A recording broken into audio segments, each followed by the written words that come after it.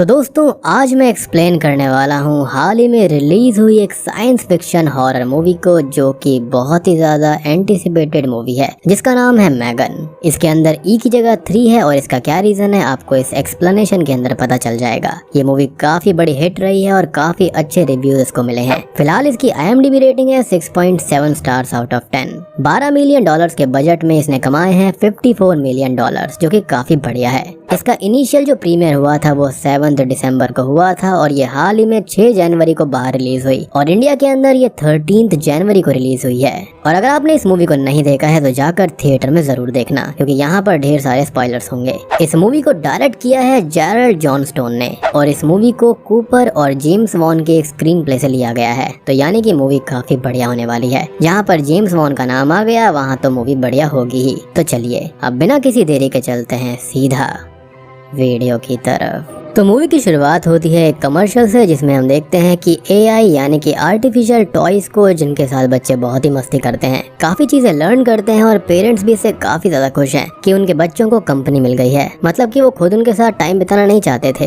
खैर अब हम देखते हैं कैडी को, जो कि अपने पेरेंट्स के साथ पर कहीं जा रही होती है और उसके पास भी सेम वैसी ही AI टॉय होता है, जो कि उसकी मौसी यानी कि उसकी आंटी ने दिया था, एज वो खुद उस टॉय कंपनी फंकी के अंदर डेवलपर है और एक ब्रिलियंट रोबोटिक्स की जानकारी रखती है। इस टॉय को उन्होंने ही तैयार किया था, जो कि आर्टिफिशियल इंटेलिजेंस के ऊपर चलता है, इंटरैक्टिव है और आईपैड या फिर स्मार्टफोन से बच्चे उसे कंट्रोल करके उसके साथ मजे कर सकते हैं। हम कैडी के फादर रायन और उसकी मदर एवा को देखते हैं, जो कि आपस में थोड़ी बहुत बात कर रहे थे और रास्ता काफी ज्यादा बर्फ से भरा हुआ था। साथ ही साथ आसपास धुंध भी थी, जिससे कुछ भी क्लियर नहीं दिख रहा था और इस वजह से उनका एक अनफॉर्चुनेट एक्सीडेंट हो जाता है, जिसके अंदर वो दोनों तो खत्म हो जाते हैं और सिर्फ कैडी ही अकेली बचती है। अब हम देखते हैं जेमा को, जिसके बारे में हम जानते ही हैं कि वो फंकी में काम करती है और वो अपनी टीम के साथ एक AI यानी कि आर्टिफिशियल इंटेलिजेंस वाला टॉय रोबोट बनाने की कोशिश में थी और हर बार कुछ ना कुछ कमी रह ही जाती थी। और उसका बॉस डेविड भी उस पर गुस्सा करता है, क्योंकि उसने डेवलपमेंट फंड्स को इस रोबोट के ऊपर वेस्ट कर दिए, जो चलने के साथ ही मैल फंक्शन करके ब्लास्ट हो गया था। साथ ही साथ उनकी राइवल कंपनी ने उनके लास्ट AI टॉय का एक रिप ऑफ बना लिया है, जो कि आधे दाम पर वो बेच रहे हैं और इससे उनकी सेल्स बढ़ेगी और ये लोग फिर क्या करेंगे। वो जेमा को एक फाइनल वार्निंग देता है कि वो जल्दी से जल्दी बेस्ट AI टॉय बनाकर तैयार कर ले, अदरवाइज वो ट्रबल में भी आ सकती है और उसकी जॉब पर खतरा बन जाएगा। अब जब सारी बात पैसे की ही थी तो इससे बढ़िया तो ये लोग एक गेम खेल लेते, जिससे मैंने आखिरी बार 10,000 रुपए जीते थे कुछ ही मिनट में। इस गेम का नाम है एविएटर, जो कि एक बढ़िया लाइसेंस साइट पर है जिसका नाम है फॉराबेट। चलो अब गेम खेलते हैं और यहाँ पर ये गेम लोड हो रही है, तो चलो शुरू करते हैं। अब देखो यहाँ पर मैंने 3,000 रुपए लगाए हैं और अब प्लेन ऊपर जा रहा है और यस 6,480 रुपीज मिल गए। अब इस बार एक बड़ा अमाउंट लगाते हैं, 5,000 लगा कर देखते हैं। तो देखो फिर से प्लेन ऊपर जा रहा है और हमारी विनिंग भी बढ़ रही है। Wow nice. अब देखो यहाँ पर मैंने 16,100 रुपए जीत लिए, लेकिन यहाँ पर हम हार भी सकते थे, लेकिन मैं बच गया। तो देखा कुछ ही मिनट से मैंने कितने सारे पैसे जीत लिए और मैंने ये विनिंग विड्रॉ भी कर ली है अपने पेटीएम अकाउंट में। और इसमें ज्यादा से ज्यादा मेरे को 10 से 15 मिनट लगते हैं, बिल्कुल आसान है। और एक और अच्छी खबर ये है कि अगर आप डिस्क्रिप्शन और पिन्ड कमेंट में दिए गए लिंक से रजिस्टर करते हैं और डिपॉजिट करते हैं तो आपको वेलकम बोनस भी मिलेगा, वो भी 700% का, जो कि 90,000 तक का होगा। यहाँ कोई भी अमाउंट डिपॉजिट कर सकते हो, पेटीएम, UPI, फोन पे, गूगल पे और भी बहुत तरीके हैं। जितना बड़ा डिपॉजिट उतना बड़ा welcome bonus. By the way अब फॉराबेट ने अपना एंड्रॉइड ऐप भी लॉन्च कर दिया है, जो कि काफी इजी और कन्वीनियंट भी है। तो इसका लिंक आपको नीचे डिस्क्रिप्शन और पिन कमेंट में मिल जाएगा। अभी ऐप डाउनलोड करें और रजिस्टर करें winbig-on-forabet.com। अब जेमा काफी परेशान हो जाती है, क्योंकि उसे जल्दी ही एक नया AI टॉय तैयार करना है और अब वो हॉस्पिटल जाकर कैडी को भी पिक कर लेती है, जिसकी कस्टडी भी अब उसे मिल जाती है। और ऐसा इसलिए है क्योंकि जेमा ही कैडी की आंटी है। खैर अब वो कैडी को घर लेकर आती है, जहाँ पर वो अपनी नेबर से भी मिलती है, जिसका डॉग बार बार टूटी हुई फेंस से इस साइड आ जाया करता, तो वो उसे डॉग को रोकने का बोलती है। अब वो कैडी को घर ले जाती है, उसे कंफर्ट करती है और धीरे धीरे वो दोनों एक दूसरे के साथ रहने के लिए खुद को एडजस्ट करने लगते हैं। इन दोनों के लिए काफी नया था। अब रात को जेमा कैडी को सुलाने जाती है, जहाँ पर वो उसको रोककर उसकी मदर वाली बेड टाइम स्टोरी सुनाने को कहती है, लेकिन जेमा को इसके अंदर कोई एक्सपीरियंस नहीं था, तो वो अपने फोन से उसको स्टोरी सुनाने की कोशिश करती है। अब अगले दिन जेमा अपनी फ्रेंड टेस से बात कर रही थी, जहाँ पर वो बोलती है कि उसे कोई भी आइडिया नहीं है कि वो कैडी को कैसे संभाले, वो उसका ख्याल रख भी पाएगी या फिर नहीं। और उनको एक नए पेट टॉय का प्रोटोटाइप भी बनाना है जिसकी उसको अलग टेंशन है। और अब तभी लेडिया नाम की एक थेरेपिस्ट घर आती है जो कि कैडी और उसके जेमा के साथ रिश्ते कंफर्ट चेक करने आई थी। खैर वो कुछ वक्त वहाँ पर बिताती है और उन दोनों को ऑब्जर्व करती है, खासकर कैडी को। और जाते हुए वो जेमा से कहती है कि अगर वो कस्टडी लेने के लिए तैयार है तो उसको कुछ एडजस्टमेंट कैडी के लिए करनी होगी, क्योंकि रायन के पेरेंट्स भी उसकी कस्टडी के लिए बोल रहे थे। तो जेमा अभी फिलहाल कैडी के ऊपर खास ध्यान दे, यानी कि कैडी के जो दादा दादी हैं वो उसका ध्यान रखने के लिए तैयार थे। अब कुछ देर के बाद में जेमा कैडी के साथ बैठी हुई थी और उसका काम भी पेंडिंग था, तो वो उसको बाहर खेलने का बोलती है और फिर अपने रूम में जाकर काम करने लगती है। ये प्रॉमिस करती है कि काम खत्म होने के बाद वो लोग खेलने या फिर घूमने चले जाएंगे। अब वो अपने पेट टॉय के प्रोटोटाइप के ऊपर काम करने लगती है, लेकिन ज्यादा कुछ उसको सूझ नहीं रहा था और अब तक रात भी काफी हो गई थी। कैडी अब उसके पास में आती है जो उसका बाहर वेट कर रही थी और उसने एक ड्राइंग बनाई हुई थी जो कि वो उसको दिखाती है और उसके टॉय प्रोटोटाइप को देखने लगती है। अब वो पास में रखे एक रोबोट को देखती है जिसके बारे में जेमा बताती है कि ये उसका कॉलेज टाइम पर बनाया हुआ प्रॉक्सी रोबोट है और ये थोड़ा बहुत सेंस करता है ग्लव्स को पहनकर, उसे मूवमेंट भी करवा सकते हैं। और ये रोबोट जो होता है वो कैडी को बहुत पसंद आता है और वो बहुत खुश होती है। अब वो खुशी खुशी में एक बात बोलती है कि अगर ऐसा कोई टॉय उसके पास में होगा तो उसे दूसरा कोई भी टॉय कभी भी नहीं चाहिए होगा। और अब जेमा को एक आइडिया आता है कि उसको सस्ते पेट टॉय के बजाय एक फ्रेंडली रोबोट टॉय को बनाना चाहिए जो कि बच्चों के साथ रहकर उन्हें कंपनी दे पाए और उनके साथ खेले, और इससे बेटर क्या ही हो सकता है। बेसिकली वो अपना काम बचाने के लिए, अपनी रेस्पॉन्सिबिलिटी बचाने के लिए ऐसा कुछ इजाद करना चाहती थी। खैर अब वो अपने पुराने रोबोट को जो कि लैब में मैल फंक्शन कर गया था उसे लेकर आती है और अब उसके प्रॉक्सी रोबोट ब्रूस के जैसे उसमें सेटिंग्स करने लगती है। उसमें सेंसर्स देती है, आइस के लिए कैमरा डालती है और भी काफी मैकेनिज्म, और खासकर एक चिप जैसा बॉक्स का कंपार्टमेंट जिसके अंदर रोबोट के थॉट स्टोर रहेंगे, और टाइटेनियम की बॉडी बनाती है और कुछ अलग मेटल से बाकी के बॉडी पार्ट्स बनाकर और सिलिकॉन की स्किन उसको दे देती है। चेहरा लगाती है वो भी सिलिकॉन का ही, और इस तरह से ये रोबोट तैयार किया जाता है जिसका नाम मैगन होता है। लेकिन ई की जगह यहाँ पर 3 है, मीन्स मॉडल 3 जनरेशन एंड्रॉइड। अब जेमा ने इसके अंदर अपने कोड्स वगैरह डाले थे जिसके अंदर उसने एक इंटेलिजेंस, इमोशंस, उस पर रिएक्ट करने की एबिलिटी, सिचुएशन को समझने की परख और बाकी हर एक इम्पोर्टेंट चीज इंस्टॉल करी थी ताकि ये रोबोट परफेक्टली एक चाइल्ड के साथ में पेयर की जा सके और उनके साथ में दोस्त बन जाए। हालांकि अभी ये बेटा मोड में है और बहुत सारी इसकी टेस्टिंग अभी बाकी है, यानी कि इसका एक प्राइमरी यूजर होगा। खैर अब अगले सीन में हम कंपनी में देखते हैं एक सेटअप जो कि डेविड को दिखाने के लिए लाया गया था, और यहाँ पर जेमा ने मैगन के साथ कैडी को पेयर किया था और मैगन कैडी से कुछ बात करती है, उसके साथ ड्राइंग करती है और इनक्रेडिबली नियॉन पेंट से कैडी को ड्रॉ करके उसे बहुत खुश कर देती है और वो उसके एक्सप्रेशंस को भी रीड करके खुद भी खुश होती है। और ये चीज डेविड को बहुत ही इंप्रेसिव लगती है और उसको मैगन बहुत ही ज्यादा पसंद आ गई थी और वो बोर्ड के सामने उसकी प्रेजेंटेशन रखने का डिसाइड करता है, जिससे जेमा बहुत खुश होती है। और बोर्ड में पास होने के बाद में मैगन को फाइनल रिलीज भी मिल जाएगा, यानी कि अब ये कमर्शियली भी अवेलेबल हो जाएगी। खैर अब वो उसे और कैडी को घर लाती है और वो कैडी के साथ बहुत टाइम स्पेंड करती है, उससे हर छोटी बड़ी बात पूछती है, उसको समझती है, उसे अच्छी आदतें सिखाती है और एवरीथिंग, जो कि एक परफेक्ट एंजल गार्जियन को करना होता है। और कैडी भी मैगन की कंपनी से बहुत ही ज्यादा खुश थी और जेमा भी काफी खुश थी और ये बोलती है कि टॉयज के साथ बच्चे टाइम स्पेंड करेंगे तो पेरेंट्स को उनके काम के लिए काफी टाइम मिलेगा, यानी कि ये सब अपनी रेस्पॉन्सिबिलिटी से बचने का एक तरीका था। खैर एक दिन जेमा मैगन को लेकर लैब आई हुई थी जहाँ पर उसकी दोस्त टेस उससे बोलती है कि ऐसे टॉय बनाने का क्या फायदा अगर जेमा खुद कैडी को टाइम ना देकर सारा टाइम वो टॉय के साथ ही उसको दिलवा देगी, क्योंकि पेरेंट्स का काम होना चाहिए कि बच्चों के साथ मिलकर उनको संभालना, ना कि उनको रिप्लेस कर देना। जिस पर जेमा बोलती है कि अभी वो तैयार नहीं है और कैडी के लिए भी यही अच्छा होगा कि वो मैगन के साथ रहे, क्योंकि इससे वो अपने पेरेंट्स की डेथ के ग्रीफ से बाहर आ रही है। अब मैगन ये मौत वाली बात सुन लेती है और उसको एनालाइज करने लगती है, लेकिन जेमा उसे कमांड देती है कि उसका प्राइमरी टास्क है कैडी को संभालने का, फिजिकली और मेंटली, जिसको वो एक्सेप्ट कर लेती है। और अब जेमा उसकी सेकंड यूजर हो जाती है, क्योंकि फर्स्ट तो यहाँ पर कैंडी ही है, क्योंकि उसको उसके साथ ही पेयर किया गया था। अब अगले दिन से मैगन कैडी पर ध्यान देने लगती है कि उसे कोई प्रॉब्लम ना हो, और अंदर ही अंदर वो काफी चीजें सोच भी रही थी। कैडी यहाँ पर बो एंड एरो के साथ खेल रही होती है कि तभी उसका एक एरो खो जाता है और वो उसको ढूंढने का काम मैगन को दे देती है। मैगन एरो को स्कैन करती है तो वो नेबर के घर के पास पड़ा हुआ था जहाँ से वो उसको उठाने जाती है, लेकिन नेबर का डॉग उस पर अटैक कर देता है और कैडी ये देखकर उसे बचाने आती है और वो डॉग उसको बाइट कर लेता है। जेमा आकर कैडी को बचाती है और मैगन को भी अलग करती है, लेकिन कैडी जो अभी तक वहाँ पर घायल हो चुकी थी, और एज अ हॉरर फैन हम मैगन को समझ पाते हैं कि अब वो क्या सोचने में लगी है, क्योंकि सेम नाइट ही वो उस डॉग को अपने पास बुलाती है और उसको खत्म करके कहीं पर ठिकाने लगा देती है। यानी कि यहाँ पर एआई का खतरनाक इस्तेमाल शुरू हो गया था।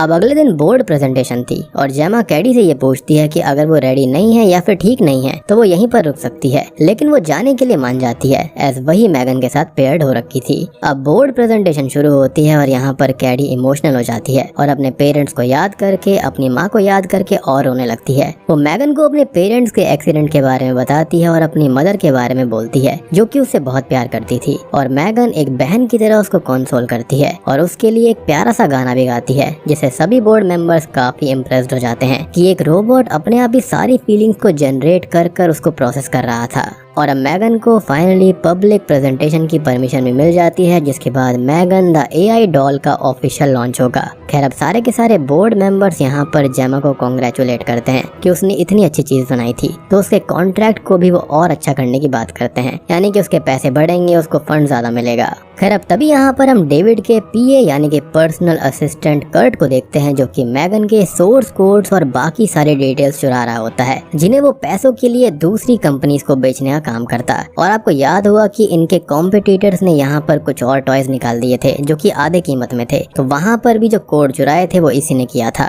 खैर अब अगले सीन में कैडी, मैगन और जेमा साथ में थे और जेमा को कैडी के लिए बुरा लग रहा था, तो वो उससे बात करने की कोशिश करती है, लेकिन वो तो मैगन के साथ बात करने और खेलने में ही मगन हो रखी थी, जिससे वो उसको रोकती है, लेकिन फिर वो नहीं रुकती, जिसको अभी के लिए वहाँ पर वो इग्नोर कर देती है। अब अगले सीन में लिडिया कैडी से मिलने आती है और वो कैडी की एक सेशन करती है, जिसके अंदर वो काफी ज्यादा इमोशनल हो जाती है। और अब मैगन वहाँ पर आकर लिडिया से बोलती है कि उसे कैडी को दुखी नहीं करना चाहिए था, और इससे लिडिया थोड़ी सी डिस्टर्ब हो जाती है, क्योंकि वो समझ गई थी कि मैगन के अंदर क्या चल रहा है। अब वो जेमा से बात करती है, जो कि उससे बोलती है कि मैगन ने कैडी को दुख से बाहर आने में बहुत हेल्प करी है, जिस पर वो बोलती है कि उसने हेल्प तो की है, लेकिन कैडी को किसी इंसान की जरूरत थी जिसके साथ वो जुड़ पाए, लेकिन वो जुड़ी भी है तो एक टॉय के साथ में, जिससे उसे कभी ना कभी दूर होना होगा, और जो अटैचमेंट उनके बीच बिल्ड हो गई है वो टूट जाएगी, और ऐसे में किसी ह्यूमन कनेक्शन या फिर जेमा के साथ जुड़ने से उसे सही प्रोग्रेस मिलती, यानी कि जेमा का डिसीजन यहाँ पर गलत था। खैर अब रात को जेमा कैडी से स्कूल के बारे में बात करती है कि उसको अब स्कूल जाना चाहिए, लेकिन वो बोलती है कि मैगन को लेकर वो साथ जाएगी, जिसके लिए जेमा मना करती है, और अब उनके बीच एक हल्की सी बहस हो जाती है, और मैगन दूर खड़ी होकर ये सब देख रही थी,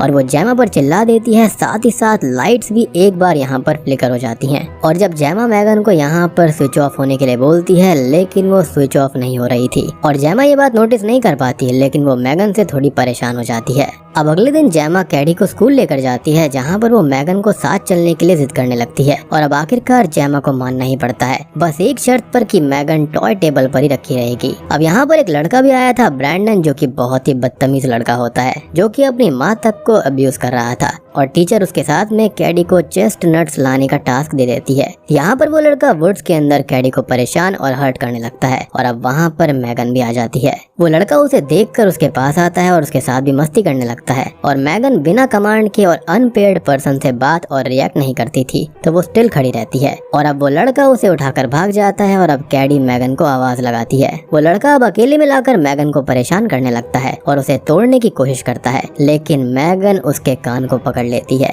जी हाँ, और उससे ये बोलती है कि वो एक बहुत ही बदतमीज लड़का है, जिसे तमीज सिखानी पड़ेगी। एंड आई एम श्योर कि आपने ये वाला सीन पूरे यूट्यूब के ऊपर फ्लोट होते हुए जरूर देखा होगा। अब इस चीज को मैं डाल तो नहीं पाऊंगा, लेकिन आपको पता है कि यहाँ पर क्या होने वाला है। अब वो उसका एक कान खींचकर उसको उखाड़ देती है, और वो लड़का उससे डर कर भागता है, और वो किलिंग मोड में उसका पीछा करने लगती है ताकि वो उसको खत्म कर दे, लेकिन उससे पहले ही वो रोड पर गिर जाता है और एक कार के नीचे आकर मारा जाता है। अब जेमा उन दोनों को लेकर घर आती है और कैडी को लाइट अप करती है कि वो लड़का अब एक बेटर प्लेस में है और वो परेशान ना हो, लेकिन तभी डोर बैंग होता है और बाहर एक पुलिस वाला था जो कि नेबर के डॉग को ढूंढ रहा था, और उस डॉग की ओनर कैडी और जेमा को भला बुरा सुनाकर चली जाती है, और वो पुलिस ऑफिसर भी थोड़ी बहुत पूछताछ करके वहाँ से चला जाता है। और हम जानते हैं कि मैगन ने ही उस कुत्ते को मारा था, लेकिन ऑब्वियसली ये बात इनको नहीं पता थी। अब रात को कैडी मैगन से बात कर रही होती है, जहाँ पर मैगन बोलती है कि उन्होंने आज एक चीज सीखी थी कि वो कितना ही वायलेंस को अवॉइड कर ले, लेकिन लोग उनको नुकसान पहुंचाने आएंगे ही।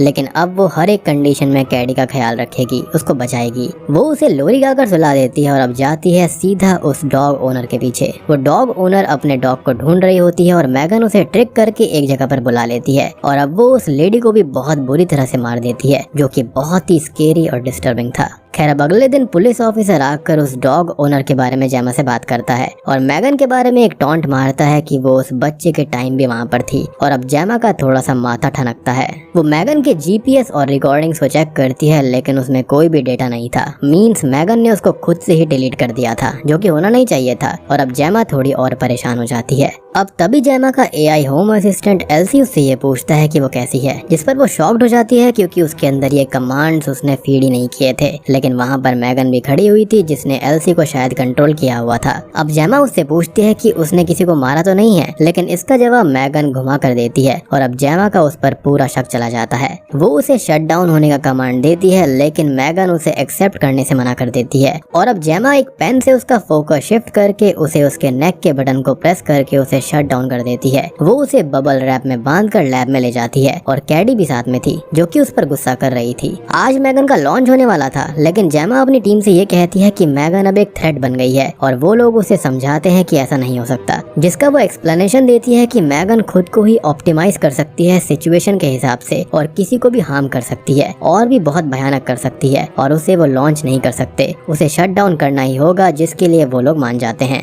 अब जेमा कैडी को लिडिया के पास छोड़ती है, जहाँ पर वो बहुत ही ज्यादा एग्रेसिव हो रही थी मैगन के लिए और जेमा उसको समझाने आती है, लेकिन वो उसको ही हिट कर देती है और गलती महसूस होने पर माफी भी मांगती है। वो उससे ये बोलती है कि वो मैगन को उससे दूर कर रही है और ये उसके लिए अच्छा नहीं है, जिस पर जेमा बोलती है कि उसने अपने पेरेंट्स को खोया है और ज्यादा बुरी चीज उसके साथ हो चुकी है और गलती यहाँ पर जेमा की है क्योंकि उसे उससे बात करनी चाहिए थी, उसको टाइम देना चाहिए था और मैगन सिर्फ एक डिस्ट्रैक्शन था, कोई सॉल्यूशन नहीं। और वो लोग अब सब कुछ मिलकर ठीक कर लेंगी और एक साथ रहेंगी और वो उसे लेकर घर के लिए निकल जाती है। यानी कि फाइनली उसको एहसास हुआ था कि जो ह्यूमन टच होता है, ह्यूमन इमोशंस होते हैं, उस चीज को, उस एहसास को कोई भी रोबोट रिप्लेस नहीं कर सकता। अब रास्ते में वो टेस से बात करती है मैगन को स्विच ऑफ करने के बारे में और टेस अपने पार्टनर के साथ उसे शट डाउन करने में लग जाती है, लेकिन वो अब शट डाउन हो ही नहीं सकती थी और वो इतनी एडवांस भी हो गई थी कि उसने वो वाली बात भी सुन ली थी और अब वो दोनों पर अटैक कर देती है और वहाँ से निकल जाती है। यानी कि मैगन यहाँ पर फिर से एक्टिवेट हो चुकी थी। अब बाहर आकर वो डेविड से मिलती है और उसे मारने उसके पीछे भागती है, जिससे बचकर वो लिफ्ट में जाता है, लेकिन वो वहाँ पर आकर उसे खत्म कर देती है। और यहाँ पर कर्ट भी था, जिससे वो कहती है कि डेविड को उसने मारा क्योंकि वो उससे नफरत करता था और कर्ट कंपनी के सीक्रेट्स बेचता था और अब गिल्ट में उसने खुद को खत्म कर दिया और वो उसके हाथों से उसे भी खत्म करवा देती है। और यहाँ पर हम ये भी समझ पाते हैं कि वो इतनी एडवांस हो चुकी है कि कर्ट के सिस्टम तक का एक्सेस उसने लेकर उसके बारे में सब कुछ पता कर लिया था और एक हद तक उसने लोगों के माइंड तक पढ़ लिए थे। यानी कि वो लोगों को मैनिपुलेट भी कर सकती थी, जो कि मेरे ख्याल से बहुत ही भयानक है एआई के लिए। इनफैक्ट कई लोग तो बोलते भी हैं कि आगे चलकर एआई ऐसा जरूर करेगा। इनफैक्ट टर्मिनेटर मूवी इसी के बारे में थी। आई एम श्योर कि आपने वो जरूर देखी होगी। अब ये लिफ्ट जैसे ही नीचे जाती है, वहाँ पर मरे हुए इन दोनों को देखकर वहाँ भगदड़ मच जाती है और इस चीज का फायदा उठाकर मैगन वहाँ से बाहर निकल जाती है और एक कार को कंट्रोल करके उससे जेमा के घर निकलती है। मैगन अब जेमा से मिलती है और जेमा उसे देखकर बहुत ही ज्यादा डर जाती है और बोलती है कि उसने ऐसा कोई भी प्रोटोटाइप उसके अंदर नहीं डाला था, जिस पर वो बोलती है कि उसने एक बेसिक लर्निंग प्रोटोटाइप डाला, बाकी सब सीखा उसने खुद से और अब वही कैडी के साथ रहेगी, उसको संभालेगी और जेमा उससे दूर रहे। वो उसे शट डाउन करने की फिर से कोशिश करती है, लेकिन अब वो उस पर भड़क जाती है और उस पर अटैक करती है, लेकिन कैडी ये आवाज सुनकर वहाँ पर आ जाती है और वो उसे वापस रूम में भेज देती है क्योंकि मेंटली भी कैडी को प्रोटेक्ट करना था, तो वो उसे उसके सामने किल नहीं कर सकती थी, यानी कि जेमा को। जेमा उस पर पानी डालकर वहाँ से अपने लैब में जाती है और वो कैडी का रूम लॉक करके उसके पीछे आती है और अब वो उसको जान से मारने ही वाली होती है, लेकिन एक चेन सॉ से जेमा उस पर अटैक करती है, लेकिन वो उससे बच जाती है। वो जेमा को यहाँ पर पीटती है और उसे खत्म करने ही वाली होती है, लेकिन तभी कैडी वहाँ पर आकर ये सब देख लेती है। वो कैडी को समझाने की कोशिश करने लगती है, लेकिन कैडी यहाँ पर सच जान चुकी थी, तो वो फैमिली के दूसरे मेंबर ब्रूस यानी कि उस प्रॉक्सी रोबोट की हेल्प लेती है, उसे ग्लव से कंट्रोल करती है ताकि वो मैगन के ऊपर अटैक कर पाए। अब मैगन उस पर भी गुस्सा हो चुकी थी और वो बोलती है कि अब वो खुद की ही प्राइमरी यूजर होगी, ना उसको कैडी चाहिए और ना ही जेमा, और कैडी भी अब नहीं बचेगी। लेकिन कैडी ब्रूस को कमांड दे देती है और वो मैगन को बीच में से 2 टुकड़ों में तोड़ देता है। खैर अब जेमा मैगन को देखने जाती है, लेकिन वो अभी भी जिंदा होती है क्योंकि वो कोई इंसान नहीं बल्कि रोबोट थी। तो अभी भी वो जेमा को मारने लगती है और जेमा उसका थॉट बॉक्स निकालने की कोशिश करती है, जैसा कि मैंने आपको शुरुआत में बताया था, जहाँ से वो चल रही थी। लेकिन ऐसा नहीं हो पा रहा था। तभी कैडी एक स्क्रू ड्राइवर लाकर उस थॉट बॉक्स में घुसा देती है और इसी के साथ में मैगन खत्म हो जाती है। अब मूवी के एंडिंग सीन में पुलिस और एम्बुलेंस जेमा के घर आ गई थी और दोस्त टेसा और उसका पार्टनर भी बच गए थे, जिससे वो बहुत ही ज्यादा खुश थी। लेकिन ये खुशी अब नहीं टिकने वाली थी क्योंकि बड़ी तबाही अभी बाकी है, क्योंकि मैगन ने खुद को एलसी यानी कि उनके एआई होम सिस्टम के अंदर अपलोड कर लिया था, यानी कि अभी तक वो खत्म नहीं हुई थी। बिल्कुल ये चीज तो एवेंजर्स की तरह हो गई थी, जैसे कि अल्ट्रॉन ने किया था। और बूम, इसी के साथ में ये मूवी यहीं पर खत्म हो जाती है। तो दोस्तों ये थी मैगन मूवी की कहानी और एंडिंग में यहाँ पर जो मैगन की कॉन्शियसनेस थी उसने खुद को वायरलेसली एलसी के अंदर ट्रांसफर कर लिया, यानी कि ये चीज यहाँ पर खत्म नहीं बल्कि इस चीज को तो यहाँ पर शुरुआत हुई है। और टर्मिनेटर के अंदर, स्काईनेट के अंदर भी तो यही हुआ था। जो भी टर्मिनेटर फैंस हैं वो समझ गए होंगे। अब इस मूवी के अंदर यही दिखाने की कोशिश करी गई है कि अपनी रेस्पॉन्सिबिलिटी से हटकर लोग उसका ऑल्टरनेटिव ढूंढते हैं ताकि वो खुद के लिए टाइम निकाल पाए, वो एक्चुअल चीज करना नहीं चाहते। साथ ही साथ यहाँ पर एआई की डिस्ट्रक्टिव पावर को भी दिखाने की कोशिश करी गई है कि अगर वो बेकाबू हो जाए तो यहाँ पर क्या हो सकता है। उम्मीद करता हूँ कि आपको ये एक्सप्लेनेशन और मूवी पसंद आई होगी। मुझे पर्सनली ये बढ़िया लगी। बाकी आप लोग मुझे अपने विचार कमेंट सेक्शन के अंदर जरूर बताइएगा। वीडियो पसंद आई हो तो लाइक कर देना, चैनल के ऊपर नए हैं तो सब्सक्राइब कर लीजिए। तो मैं आप सबको मिलता हूँ अगली वीडियो के साथ में, तब तक के लिए